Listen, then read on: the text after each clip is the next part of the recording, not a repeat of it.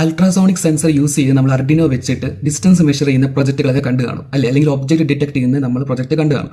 So ഇവിടെ എങ്ങനെയാണ് ആ ഒരു പർട്ടിക്കുലർ കോഡിനകത്ത് ഈ ഒരു ഫോർമുല വരുന്നതിന് നമുക്കൊന്ന് മനസ്സിലാക്കാം. ഓക്കെ, സോ നമുക്ക് ഈ ഒരു ബ്ലൂ ബോളിനെ ഒബ്ജക്റ്റ് ആയിട്ട് കൺസിഡർ ആക്കാം. ഓക്കെ, സോ നമുക്ക് അൾട്രാസോണിക് വേവ് ഈ ഒരു അൾട്രാസോണിക് സെൻസർ സെൻഡ് ചെയ്യുമ്പോൾ ഇത് ഒബ്ജക്റ്റിൽ തട്ടി തിരിച്ച് റിഫ്ലക്റ്റ് ആയി വരും. ഓക്കെ, അപ്പൊ ഇത് ടോട്ടൽ കവർ ചെയ്യുന്ന ഡിസ്റ്റൻസ് എത്ര ആയിരിക്കും? ഡി. അപ്പോൾ ഡിസ്റ്റൻസ് എന്ന് പറയുമ്പോൾ നമുക്ക്, അല്ലെങ്കിൽ ഡിസ്പ്ലേസ്മെന്റ് എന്ന് പറഞ്ഞാൽ പ്രിസൈസ്ലി പറഞ്ഞാൽ 2D ആയിരിക്കും. ഓക്കെ, ടൈം ടേക്ക് എന്ന് പറഞ്ഞാൽ മൈക്രോ സെക്കൻഡ് ആയിരിക്കും നമുക്ക് കിട്ടുന്ന വാല്യൂ. കാരണം ഭയങ്കര ചെറിയ ടൈമാണ് വരുന്നത്, അത് പെട്ടെന്ന് തന്നെ ടച്ച് ചെയ്ത് വരുന്നുണ്ട്. മൈക്രോ സെക്കൻഡിലായിരിക്കും ശരിക്കും അത് വരുന്ന വാല്യൂ. ഓക്കെ, ഇനി നമുക്ക് വെലോസിറ്റി.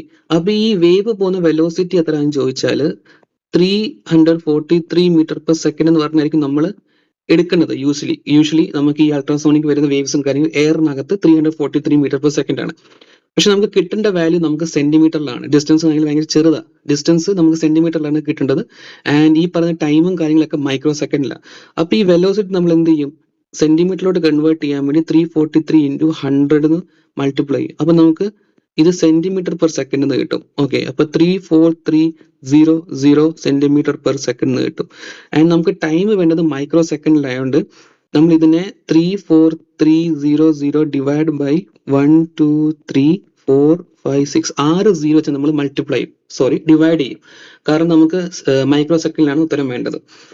ഓക്കെ, അപ്പൊ നമുക്ക് ഉത്തരം കിട്ടുന്നത് 0.034 സെന്റിമീറ്റർ പെർ മൈക്രോ സെക്കൻഡ് നമുക്ക് ഒരു ആൻസർ കിട്ടും. ഓക്കെ, ഇങ്ങനെയാണ് ആ ഒരു ഫോർമുലയ്ക്കകത്ത് 0.034 വരുന്നത്. ഇനി ആ ഫോർമുല എങ്ങനെയാണെന്ന് പറഞ്ഞാൽ velocity is equal to displacement upon time എന്നാണല്ലോ. വെലോസിറ്റി എത്ര? 0.034, ഡിസ്പ്ലേസ്മെന്റ് 2D ആണ്, ടൈം എത്രയാണ് നമുക്ക് കണ്ടുപിടിക്കാം. അപ്പോൾ 0.034 into T/2 is equal to D എന്ന് പറഞ്ഞ് നമുക്ക് ഇക്വേഷൻ കിട്ടും.